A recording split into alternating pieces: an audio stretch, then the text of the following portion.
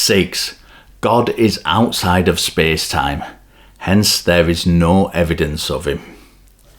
This is one of those claims that genuinely makes me giggle. I can't help myself. It's ultimately self-defeating, but more on that later. As with many of the other things I have spoken about, this has more than one flaw. The first, and most obvious one, picked up by many observers, is that while God may be outside of space and time, many believers who hold to this also believe that God interacts with space and time. At this point, there should be an anomaly, and if there is an anomaly, then it should be testable. Now, many theists will state that this is exactly what happens, and this is why we get miracles.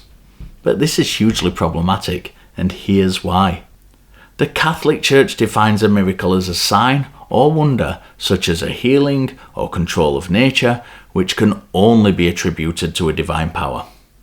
But as far as I can tell, when we examine the miracle claims in the Bible, well, let's read this bit again from the Church's definition, which can only be attributed to a divine power. We kind of hit a snag. I think we can split miracle claims in the Bible into different categories. A. Those which are replicable by other means. Jesus walking on water, changing water into wine, healing the sick, talking donkeys. B. Those which are exceptionally unlikely. Abraham and Sarah conceiving Isaac in old age. Abraham was 100, allegedly. Sarah around 90. Daniel not being killed in the lion's den. And C. Those which appear to contradict the laws of nature or the laws of logic, such as people coming back from the dead. I don't think any of these categories are sufficient to say that they are only attributable to a divine power. A, by its very nature, can be replicated by other means. B, falls into the category of the law of very large numbers and statistically unlikely events. And C would have to be 1, actual events and not attributable to X, and 2, shown to be more likely or even possible against those other candidate explanations. In short, biblical miracle claims, well, just aren't that miraculous. Certainly not the way that the Catholic Church is defining them anyway. Of course, there are other religious traditions with their own miracle claims. Islam has Muhammad splitting the moon, Buddhism has the Buddha teleporting himself all about the place at will.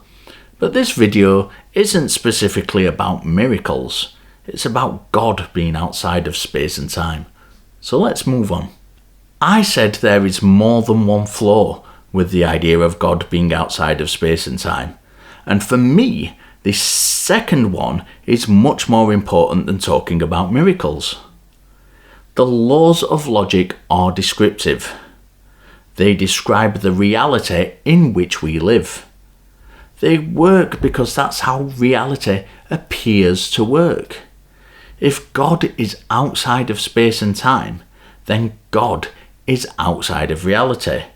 And if God is outside of reality, then there can be, by definition, no logical justification for believing in him. Because logic is descriptive of reality.